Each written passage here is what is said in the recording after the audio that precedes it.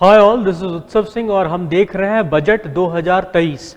ये full budget है। इससे पहले एनडीए गवर्नमेंट 2024 में जब लोकसभा इलेक्शन फेस करेगी तो इस बजट को हम एक सकारात्मक रूप से देखने की समझने की कोशिश करेंगे। जब हम इसे देखेंगे तो बस हम उन केंद्र बिंदुओं को डिस्कस करेंगे जो हमारे लिए इंपॉर्टेंट है। अब जो आप ग्राफ देख रहे हैं उसमें लिखा है ग्रोथ रिमेन्स रिसिलियंट। रिसिलियंट इसलिए रहा क्योंकि पैंडेमिक के समय जब बड़े बड़े इकोनॉमीज का भट्टा बैठ गया तो भारत ही एक ब्राइट स्पॉट था। और अभी भी भारत के बारे में चाहे वो आईएमएफ हो या गवर्नमेंट का खुद का आकलन हो या वर्ल्ड बैंक हो या centre for monitoring Indian economy हो, सब कह रही कि 7% तक का ग्रोथ रेट भारत जरूर देगी। तो भारतीय इकोनॉमी जो है even during the time of pandemic और उसके बाद भी जब ग्लोबल लेवल पर बहुत बड़ा सप्लाई चेन जो टूटने की वजह से जो लैक ऑफ रॉ मटेरियल हुआ, उसके बावजूद भारतीय इकोनॉमी बहुत ही रेजिलिएंट रूप से बढ़ रही है। Urban unemployment rate at 4 year low, government ने जब बताया है तो ये भी बताया है कि 4 ईयर लो अर्बन एम्प्लॉयमेंट रेट रहा है। आप इस चीज को भी ध्यान में रखिए कि कोरोना काल के समय बहुत लोग अपने एम्प्लॉयमेंट अपॉर्चुनिटीज को मिस कर चुके थे, तो जब हम उसे कंपेयर करेंगे तो डेफिनेटली 4 साल का लो ही रहेगा। ठीक है, ये एक तरह से प्रदर्शन करने का होता है तरीका कि आप डेटा को कैसे बताते हैं। खैर, उस चीज को दरकिनार करके हम ये भी बताना चाहेंगे कि गवर्नमेंट ने अपने स्पीच में 6 बार एम्प्लॉयमेंट जनरेशन की बात की है। इससे पहले अगर पिछले साल के बजट के देखें तो निर्मला सीतारमण जी ने 2 बार मेंशन किया था और उससे 1 साल पहले का देखें तो 3 बार। तो डेफिनेटली गवर्नमेंट का फोकस है एम्प्लॉयमेंट जनरेशन। तो ये एम्प्लॉयमेंट आएगा कैसे, मैं बार बार बोल रहा हूं, कैपिटल एक्सपेंडिचर कीजिएगा, उसके थ्रू आ सकता है एम्प्लॉयमेंट, या आप मैन्युफैक्चरिंग सेक्टर के ऊपर फोकस करिएगा, उसके थ्रू एम्प्लॉयमेंट आएगा, या फिर आप एग्रीकल्चरल सेक्टर के ऊपर फोकस कीजिएगा, उसके थ्रू एम्प्लॉयमेंट आएगा। तो गवर्नमेंट ने इन तीनों सेक्टर के ऊपर ध्यान रखा है। कैपिटल एक्सपेंडिचर को भी बहुत ज्यादा किया है। अगर हम पिछले साल की तुलना में देखें तो 33% ग्रोथ है, उससे पहले वाले साल में भी 33 से 35% ग्रोथ था। तो कैपिटल एक्सपेंडिचर बहुत जरूरी होता है। देखिए, मूल चीजें 2 होती है खर्चा की, वो है आपका बजट में जो एक्सपेंडिचर होता है वो 2 होता है। एक होता है आपका रेवेन्यू एक्सपेंडिचर और दूसरा होता है कैपिटल एक्सपेंडिचर। रेवेन्यू एक्सपेंडिचर जो है उससे कोई एसेट नहीं बनता है, बस मेंटेन होती हैं चीजें। फॉर एग्जांपल सैलरी हो गया, सब्सिडी हो गया, वो ईयर ऑन ईयर देते हैं। जो कैपिटल एक्सपेंडिचर होता है उससे एसेट्स बनते हैं। जब एसेट्स बनते हैं, फॉर एग्जांपल आप अपने घर की बात ले लीजिए, आप कोई बिल्डिंग खरीदते हैं तो वो एक तरह का एसेट है, उससे आपका इनकम इन फ्यूचर बढ़ेगा। रेवेन्यू एक्सपेंडिचर से कोई इनकम बढ़ने की संभावना नहीं होती है।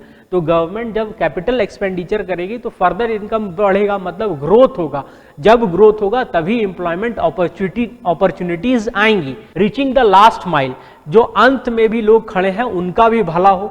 तो प्रधानमंत्री पीवीटीजी का मतलब होता है प्राइमरी वनरेबल ट्राइबल ग्रुप्स। ये सबसे ज्यादा कहां पे है? उड़ीसा में है। कितने हैं? 75 डिफरेंट तरह के ट्राइब्स जो होते हैं वो पीवीजीटी के अंदर आते हैं। इनकी ज्यादा से ज्यादा संख्या 10 लाख हो सकती है, सबको मिला के 10 से 15-20 लाख। 1 करोड़ तो बिल्कुल भी नहीं पहुंचेगा, मतलब 1% भारत की आबादी से भी कम है। फिर भी इनके लिए 15,000 करोड़ आवंटित किए गए हैं। तो डेफिनेटली ये अगर सब मिलकर के भी गवर्नमेंट जो पार्टी अभी है पावर में उसे वोट दें तो क्या उस पार्टी को फायदा होगा? नहीं, पर इनका भी भला हो, जो अंत में भी है उसका भी भला हो। ये गवर्नमेंट अपने उस चीज को एक तरह से सफल बनाने की कोशिश है। जब उन्होंने कहा है कि अंत्योदय, जो अंत में भी आदमी है उसका भी उदय हो, तो डेफिनेटली जो अंत में है प्रिमिटिव वनरेबल ट्राइबल ग्रुप, इनका जो सोशल स्टेटस है भारत में ये न्यूनतम है, सबसे नीचे है, पर इनके लिए भी 15,000 करोड़ आवंटित किए गए हैं। फिर बात की गई है आपके एकलव्य मॉडल स्कूल की। एकलव्य मॉडल स्कूल भारत में अभी 400 है। एकलव्य मॉडल स्कूल भारत में अभी 400 है, पर बताया गया है कि अगले 3 साल में 33,000 टीचर्स, 33 से 34,000 टीचर्स की आवश्यकता होगी। तो वो डेफिनेटली एक तरह से एम्प्लॉयमेंट अपॉर्चुनिटी हुआ। और 400 स्कूल को बढ़ा करके 740 स्कूल तक बनाया जाएगा। तो जब बनाया जाएगा, एकलव्य मॉडल स्कूल होंगे कहाँ? ट्राइबल एरिया में होंगे, फॉर द ट्राइबल किड्स होंगे, तो उनका भी भला होगा और एक जॉब अपॉर्चुनिटी भी होगी। कैपेबल टीचर भी जाएंगे, स्किल्स प्रोवाइड करेंगे, तो अंत में जो भी आदमी खड़ा है उसका भी उदय हो रहा है। Bharat Shri to be set up for digitization of ancient inscription. जो हमारे एंसेंट इंस्क्रिप्शंस हैं जो बाकी जो तमिल में हो सकते हैं, तेलुगु में हो सकते हैं, संस्कृत में हो सकते हैं, या जो बुद्धिस्ट एंशिएंट स्क्रिप्चर होंगे, इनको भी ट्रांसलेट किया जाएगा ताकि हम ट्रेडिशनल नॉलेज से और अपने हेरिटेज से बेनिफिट पाएं। इंफ्रास्ट्रक्चर एंड इन्वेस्टमेंट, देखिए इंफ्रास्ट्रक्चर बहुत जरूरी होता है क्योंकि इससे एक मल्टीप्लायर इफेक्ट होता है। मैं बार बार बोलता हूं, जब रोड बनती है तो वो बाजारीकरण, नगरीकरण दोनों को, अर्बनाइजेशन सबको बढ़ाती है। तो इंफ्रास्ट्रक्चर को बूस्ट मिलना बहुत जरूरी है। मैं अभी भी आपको बता रहा था, जो इंफ्रास्ट्रक्चर, जो कैपिटल इंफ्रास्ट्रक्चर इन्वेस्टमेंट है वो 33.4% की वृद्धि आई है, जिसको ₹10 लाख करोड़ तक ले गया गया है। Continuation of 50 years interest free loans to the state, मतलब फेडरलिज्म को भी ध्यान में रखा गया है। स्टेट्स को भी एक कॉर्पस अमाउंट दिया जाएगा जो 50 साल के लिए होगा फॉर कैपिटल एक्सपेंडिचर, और ये इंटरेस्ट फ्री होगा। हाईएस्ट एवर कैपिटल आउटले, अब तक के बजट में सबसे ज्यादा जो कैपिटल आउटले हुआ है रेलवे के लिए वो है 2.4 crore. 100 transport infrastructure project identify for end to end connectivity for port, coal, steel, fertiliser sector. ये माइनिंग सेक्टर्स जो होगा उसको पोर्ट तक ले जाया जाएगा ताकि वो सही जगह पर पहुंच सके, सही जगह पे रॉ मटेरियल के रूप में पहुंच सके और उनके ऊपर कार्य किया जा सकते हैं। इससे कैपिटल इंफ्रास्ट्रक्चर का इन्वेस्टमेंट के रूप में देखा जाएगा, क्योंकि ये कोर इंडस्ट्री के हिस्से हैं। कोर इंडस्ट्री में 8 इंडस्ट्री आते हैं। कैपिटल, स्टील, फर्टिलाइजर जो है वो कोर इंडस्ट्री के अंदर आता है। फिर है क्रिएशन ऑफ अर्बन इंफ्रास्ट्रक्चर। जो अर्बन इंफ्रास्ट्रक्चर है, टीयर 1 सिटी को इससे बाहर रखा गया है, टीयर 2 और टीयर 3 सिटीज है। इसके लिए सालाना जो सरकार है वो सेंट्रल गवर्नमेंट जो है वो 10,000 crore per year for next 5 years देगी। अर्बन इंफ्रास्ट्रक्चर डेवलपमेंट इसलिए भी जरूरी है क्योंकि प्रधानमंत्री आवास योजना जो है उसमें 66% की वृद्धि दी गई है। 66% की वृद्धि है तो हर किसी को, middle income group, lower income group, सबको घर मिलेगा। जब घर मिलेगा तो अर्बन एमिनिटीज की आवश्यकता होगी टीयर 2 और टीयर 3 शहरों में। प्लस हम नहीं चाहते हैं कि टीयर 1 शहरों में झूठ मूठ का भीड़ बढ़े, तो उसके लिए जरूरी है कि हम टीयर 2 और टीयर 3 शहरों में अफोर्डेबिलिटी ऑफ अर्बन एरिया उसको एक नया आयाम दें, हर किसी को अपॉर्चुनिटी मिले। वहां पे लैंड बैंक्स हो सकते हैं, वहां पे इंडस्ट्रियल सेक्टर्स आ सकता है और हर किसी को अर्बन एरिया का जो बेनिफिट है वो भी प्राप्त हो। ग्रीन ग्रोथ, ये जो गवर्नमेंट है इसने ग्रीन ग्रोथ के ऊपर बहुत बात की है, चाहे वो ग्रीन हाइड्रोजन हो, चाहे वो मिशन लाइफ हो, एफॉरेस्टेशन प्रोग्राम हो, चाहे वो आपका मैनग्रूव शोर लाइन्स को वापस से पुनर्जीवित करने का प्रोग्राम हो। मैनग्रूव शोर लाइन्स के ऊपर वापस जो मैनग्रूव्स जो घट रहे हैं उसे बढ़ाया जाएगा। जैसे सुंदरवन है वो भी एक मैनग्रूव फॉरेस्ट है, तो जो घट गया है उसे बढ़ाया जाएगा ताकि हम शोर लाइन्स को सुरक्षित रखें। पर उसमें जरूरी है कि उससे कुछ ना कुछ टेंजिबल फाइनेंशियल बेनिफिट मिले लोगों को, तो उस चीज को भी ध्यान में रखा गया है। मैं आपको बता सकता हूं, PM Pranam will be launched, will incentivise states UTs to promote uses of alternative fertilisers. Alternative fertilisers क्या होंगे? खाद होंगे। जो हमारे खाद होंगे वो प्रो इन्वायरमेंट होने चाहिए, ना कि उससे पॉल्यूशन हो। फर्टिलाइजर कंटैमिनेशन से नाइट्रेट प्रॉब्लम हो जाता है सॉइल्स के अंदर, नाइट्रेट कंटैमिनेशन हो जाता है वाटर का। In fact excessive use of fertiliser will lead to nitrate pollution, और इस नाइट्रेट पॉल्यूशन से फ्यूचर में uranium contamination of ground water भी होता है। कुछ लोगों को सुन करके आश्चर्यजनक लगेगा पर ये एक सच्चाई है। इस बार भी पार्लियामेंट में जो हमारे इन्वायरमेंट मिनिस्टर थे उन्होंने ये बात कही थी। 500 new waste to wealth plants. Yes, जो हमारे पास जो शहरी वेस्ट हो रहे हैं या गांव में वेस्ट हो रहे हैं उससे हमें वेल्थ जनरेट करने की आवश्यकता है। सच गोवर्धन स्कीम जो था, ठीक है, उसको प्रमोट किया जाएगा क्लाइमेट चेंज और क्लाइमेट के फेवर में काम करने के लिए, या फिर उसे फर्टिलाइजर्स बनाए जाएंगे, खाद बनाए जाएंगे। Green credit programmes to be notified under EPA to incentivise sustainable action.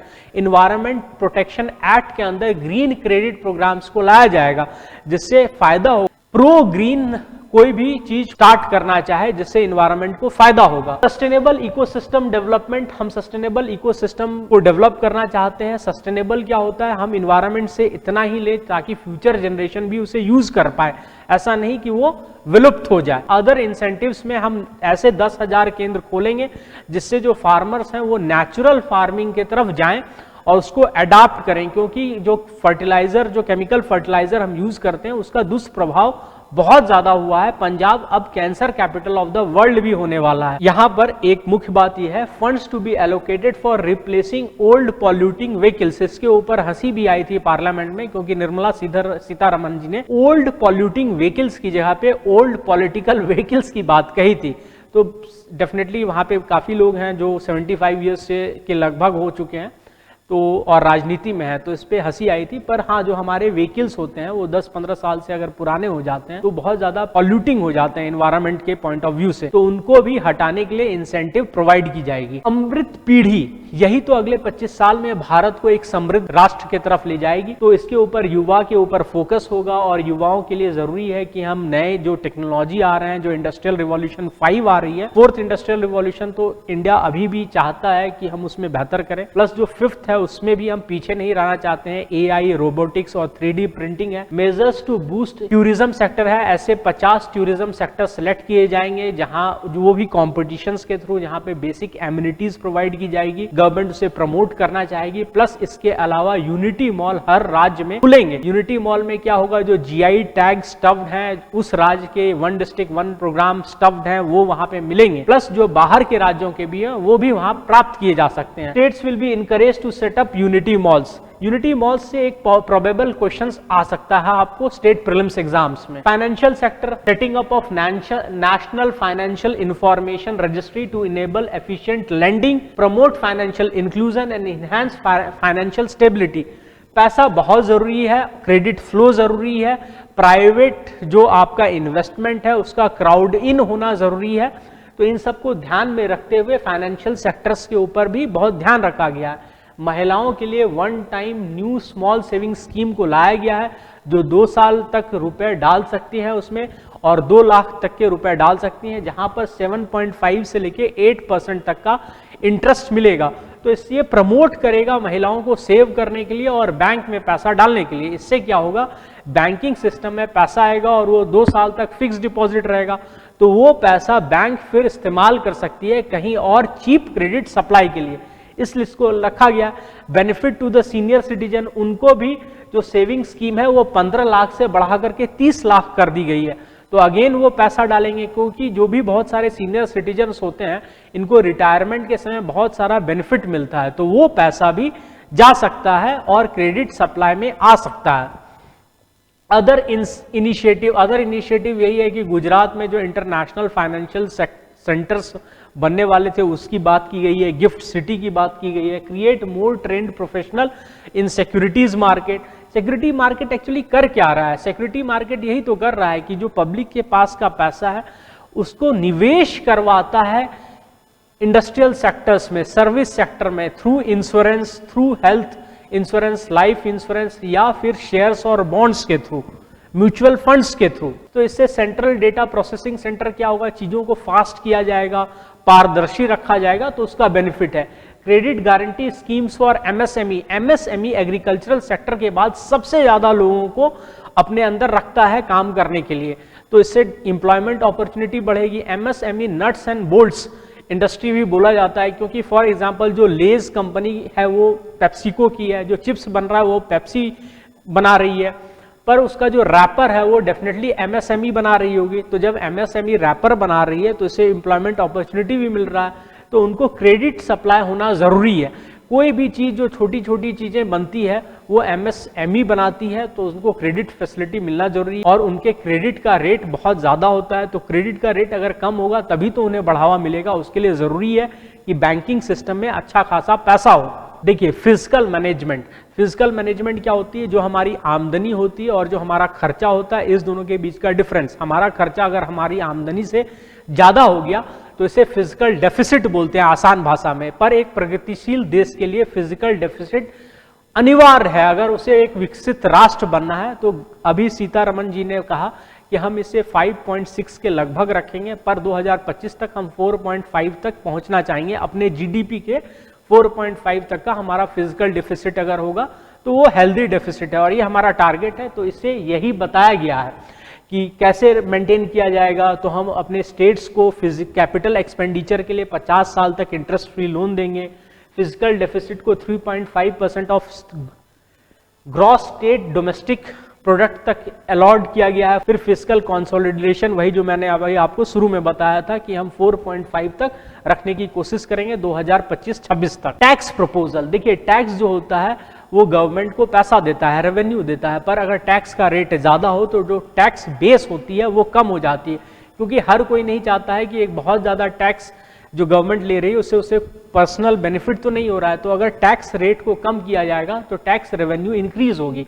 Plus जो आपका जो डोमेस्टिक मैन्युफैक्चरिंग होती है इसके लिए कुछ इनपुट्स आते हैं, तो जो इनपुट्स है उसके ऊपर कस्टम ड्यूटी लगती है। तो अगर कस्टम ड्यूटी को कम किया जाएगा तो इनके भी आउटपुट बढ़ेंगे। For example jewellery and James, हम जेम्स कहाँ से लाते हैं? तो बाहर से लाते हैं, उसको पॉलिश करते हैं और फिर बेचते हैं। तो उसके ऊपर अगर हम टैक्स घटा देंगे तो डेफिनेटली हमारी इंडस्ट्री ग्रो करेगी। फिर है more value addition in the economy, इन सब चीज़ों की आवश्यकता होती है। ग्रीन इकोनॉमी को मोनेटाइज करना है, तो इन सब चीज़ को ध्यान में रखे हम एक अलग वीडियो बनाएंगे जहां पर हम हर चीज़ को डिटेल में बताएंगे। टैक्स के ऊपर भी एक अलग वीडियो बनेगा। ये कुछ चेंजेस बताई गए हैं, जैसे लिथियम आयन जो बैटरी मैन्युफैक्चरिंग है उसके इंपोर्ट गुड्स के ऊपर टैक्स कम किया जाएगा। मोबाइल कैमरा है इसके भी इंपोर्ट्स को कम किया जाएगा, क्योंकि ये एक वैल्यू एडिशन है और इंडिया जो भारत है वो विश्व में सबसे ज़्यादा मोबाइल मैन्युफैक्चर करता है। उसके बाद है denatured ethyl alcohol for chemical industry, इसके लिए भी ज़रूरी है क्योंकि हमारा फार्मास्यूटिकल और केमिकल बहुत बड़ा एक्सपोर्ट है। जो श्रिम्प है उसके जो फीड्स होते हैं झींगा के, उसको भी कम किया जाएगा, हम बहुत ज़्यादा एक्सपोर्ट करते हैं। Seeds for manufacturing of lab grown diamonds, अब लैब में डायमंड्स बनेंगे, इसकी बात फाइनेंस मिनिस्टर ने अपने स्पीच में कहा। उसके लिए किसी एक आईआईटी के साथ गवर्नमेंट टाई अप करेगी। विपुल शाह जो जेम्स मैन्युफैक्चरर और एक्सपोर्टर्स के चेयरमैन हैं, उन्होंने भी अपनी खुशी इस पर व्यक्त की है। तो इसका जो सीड होगा वो हम बाहर से लाएंगे। क्यों हम अब आर्टिफिशियल डायमंड्स बनाना चाहते हैं लैब में? देखिए जो भी डायमंड्स होता है वो अफ्रीका से इंडिया में आता था और अफ्रीका में चीनी कंपनियां पहुंच गई हैं। जब चीनी कंपनियां अफ्रीका में पहुंच चुकी हैं, माइनिंग वाइनिंग में है, तो वो चाहेंगी कि जेम्स उनके कंट्रीज में जाए। तो एक तरह से वो डाइवर्ट कर रही हैं हमारे इनपुट को अपने कंट्रीज में। तो उससे बचने के लिए भारत भविष्य में लैब्स में ही डायमंड उगाना चाहता है और ये टाइम टेस्टेड प्रोसेस रहा है। Continuing concession basic custom duties on copper scrap compounded rubbers, इन सब चीजों को देख लेना है, बस मैं आपको समझाने के दृष्टिकोण से बता दिया। फिर डायरेक्ट टैक्स प्रोपोजल, टैक्स दो तरह के होते हैं, एक होते हैं डायरेक्ट टैक्स, एक होते हैं इनडायरेक्ट टैक्स। जो डायरेक्ट टैक्स है income tax is a direct tax. Indirect tax जो होता है जो हम गुड्स खरीदते हैं उसके ऊपर जो टैक्स लगता है, क्योंकि हम डायरेक्टली पे नहीं करते हैं गवर्नमेंट को, जहां से मैन्युफैक्चर हुई है वहीं से पे हो जाता है। जब टैक्स का incidence directly on the person paying the tax होता है तो उसे डायरेक्ट टैक्स कहते हैं। इनकम टैक्स हम डायरेक्टली पे करते हैं, इनडायरेक्ट टैक्स हम इनडायरेक्टली पे करते हैं। तो डायरेक्ट टैक्स हमेशा प्रोग्रेसिव होता है। इनकम टैक्स जिसका इनकम कम है उसके ऊपर कम प्रतिशत लगती है, जिसके ऊपर ज्यादा उसके ऊपर ज्यादा प्रतिशत लगती है। पर अब हम इनडायरेक्ट टैक्स को भी प्रोग्रेसिव बना रहे हैं। कैसे? जीएसटी ला करके उसमें स्लैब्स बनाए गए हैं। जो लग्जरी आइटम है वो गरीब आदमी तो लेगा नहीं, अमीर आदमी ही खरीदेगा। तो डेफिनेटली हम क्या करेंगे, अमीर आदमी जब उसे खरीदेगा तो हम उसके वाले स्लैब्स को ऊपर रखेंगे। अब जो एसयूवी है वो गरीब तो ले नहीं ना रहा है, तो उसके ऊपर ज्यादा टैक्स लाएंगे, उसे ऊपर वाले स्लैब्स में रखेंगे। तो इस तरह से टैक्स का भी एक तरह से प्रोग्रेसिव बनाया गया है, इनडायरेक्ट टैक्स को भी। और जो आपका डायरेक्ट टैक्स है उसमें जो 7 लाख तक है उसको रिबेट में रखा गया है। तो मिडिल वर्ग जो है उसके पास काफी पैसा होगा खर्चा करने के लिए, टैक्स कम किया गया है। ये एक मध्यम वर्गीय परिवार के लिए खुशी की बात है। Further simplifying personal tax income tax, ठीक है, फर्दर सिंप्लीफाइंग इनकम टैक्स। तो जो आपका 0 से 3 है वहां पे 0% टैक्स है, 3 से 6 लाख के अंदर 5% है, 6 से 9 लाख 10%, 9 से 12 15%, 12 से 15 20% और 15 से ऊपर 30%। हम टैक्स को डिटेल में बताएंगे। यहां पर बस आपको समझना है कि टैक्स जो 7 लाख तक का है वहां तक टैक्स नहीं लगेगा। 7 लाख 1,000 हो जाएगा तब आपको टैक्स लगेगा। पहला 3 लाख को कैलकुलेट किया जाएगा नील, उसके बाद के ऊपर 5% और 1,01,000 जो ज्यादा है 7 लाख से उसके ऊपर आपके ऊपर लगेंगे 10% टैक्स। तो इस हिसाब से कैलकुलेट किया जाएगा। प्लस इसके ऊपर सरचार्ज लगा दिया है एजुकेशन सेस का, उसको हम डिटेल में बताएंगे। टैक्स जो है वो सिंप्लीफाई किया गया है इंडस्ट्रीज के लिए भी, क्योंकि बहुत बार क्या होता है इंडस्ट्रीज इतना कॉम्प्लायंसेस होती है उससे परेशान हो जाती है। पिछले 5 सालों में लगभग 30 से 35 हजार के अंदर जो लॉ थे उसको रिडंडेंट किया गया है, 3400 कॉम्प्लायंसेस को खत्म किया गया, तो वो भी सिंप्लीफाई किया गया है जिससे इंडस्ट्री को इंकरेजमेंट मिलता है। अब हम देखेंगे कि पैसा आता कहां से है। तो इनकम टैक्स है, यूनियन एक्साइज ड्यूटीज है, कॉर्पोरेशन टैक्स है, गुड एंड सर्विसेज टैक्स है, और फिर आपका नॉन टैक्स रिसिप्ट है, बोरोइंग्स एंड अदर्स है। तो सबसे बड़ा हिस्सा हमारा बोरोइंग्स एंड अदर लाइबिलिटीज है, तो पैसा वहां से आता है। इनकम टैक्स क्या है? डायरेक्ट टैक्स है। जीएसटी क्या है? इनडायरेक्ट टैक्स है। कॉर्पोरेशन टैक्स जो है वो अगेन डायरेक्ट टैक्स है। तो हम टैक्स को अलग से डिटेल में देखेंगे। आपको यूपीएससी में सवाल पूछा जा सकता है कि इनमें से किनका प्रतिशत सबसे ज्यादा है फॉर रेवेन्यू। पैसा जाता कहां है? तो एक बड़ा हिस्सा चला जाता है इंटरेस्ट पेमेंट में। ये भी आपका यूपीएससी का सवाल हो सकता है। सेंट्रल स्पॉन्सर्ड स्कीम्स होते क्या हैं, सेंट्रल सेक्टर स्कीम्स होते क्या हैं, ये भी सवाल हो सकता है। तो एक बड़ा हिस्सा उसमें जाता है। पेंशन्स में 4% जाता है। जो आपका finance commission and other transfer है स्टेट्स के, वहां पे 9% जाता है। तो ये आप देख सकते हैं बड़ा हिस्सा जो है वो है आपका state shares of tax and duties, और दूसरा है इंटरेस्ट पेमेंट। सबसे ज्यादा एलोकेशन मिनिस्ट्री ऑफ डिफेंस को मिली है, क्योंकि आत्मनिर्भर भारत हमारा डिफेंस सेक्टर में भी बनना है, और डिफेंस में हमारा एक्सपोर्ट लगभग 6 से 7 टाइम्स बढ़ चुका है। फिर है आपका ministry of road and transport, इसलिए जरूरी है क्योंकि कैपिटल इंफ्रास्ट्रक्चर हमारा मेंटेन हो रहा है, बन रहा है, तो कैपेक्स के ऊपर जो कैपिटल एक्सपेंडिचर है वो हमारा मैक्सिमम है। फिर मिनिस्ट्री ऑफ रेलवे मैं ऑलरेडी बता चुका हूं। फिर ministry of consumer affair, foods and public distribution, इसमें क्या होगा? इसी के अंतर्गत आपका स्टोरेज फैसिलिटी एंड ऑल आता है। फिर है मिनिस्ट्री ऑफ होम अफेयर्स, तो ये आपके सिक्योरिटी के ऊपर है। फिर है आपका ministry of chemical and fertiliser, तो आपका या तो फार्मास्यूटिकल से रिलेटेड है या फिर आपका फर्टिलाइजर से मुख्य रूप से रिलेटेड है। फिर रूरल डेवलपमेंट, वो हमारा जो ग्रामीण क्षेत्र है उससे रिलेटेड है। Ministry of agriculture and farmer welfare है, और फिर मिनिस्ट्री ऑफ कम्युनिकेशन है। तो मूलभूत रूप से आप देख सकते हैं कि हमारा जो लगभग जो मुख्य चीजें हैं उसके ऊपर सबसे ज्यादा एलोकेशन हुआ है, और मिनिस्ट्री ऑफ डिफेंस को सबसे ज्यादा दिया गया है। मेजर स्कीम्स के ऊपर जो एलोकेशन हुए हैं वो फार्मास्यूटिकल इंडस्ट्री है, जल जीवन मिशन है, वो आपका एकलव्य स्कूल मॉडल है, प्रधानमंत्री आवास योजना में लगभग 66% वृद्धि की गई है। नॉर्थ ईस्ट हमारा फोकस एरिया है, और हमारा है फेम, और फेम जो है आपका faster schemes for faster adaptation and manufacturing of electrical vehicles के ऊपर किया गया है। तो ये सब जरूरी भी है। रेवेन्यू रिसीट और कैपिटल रिसीट। रेवेन्यू रिसीट जो होता है वो टैक्स और नॉन टैक्स रेवेन्यू होते हैं। कैपिटल रिसीट जो होता है वो डीवैल्यूएशंस, कैपिटल रिसीट जो होता है वो इन्वेस्टमेंट से आता है। मतलब हम किसी कैपिटल को बेचते हैं, फिर जो पैसा आता है, आपके पास एक मकान है एक्स्ट्रा, आपने बेच दिया, वो पैसा आया।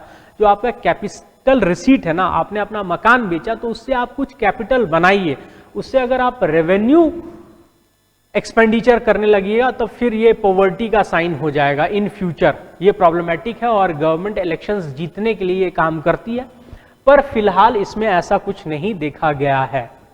विद दिस ये जो हमारा एक प्रॉपर अंडरस्टैंडिंग था few major points of the budget, उसको खत्म कर लिया गया है। बजट के अभी हम 2-3 सीरीज और बनाएंगे जिसमें हम डिटेल में टैक्स के ऊपर बात करेंगे, संभावित प्रश्न आपको बताएंगे जो आपका यूपीएससी में आ सकता है, स्टेट पीसीएस में आ सकता है। प्लस हम आपको ये भी बताएंगे कि जो स्कीम्स हैं उनका एक अलग होगा जो बजट में रखा गया है, उसके बारे में डिटेल में बताएंगे। तो अब तक के लिए thank you, stay connected and do share and subscribe us.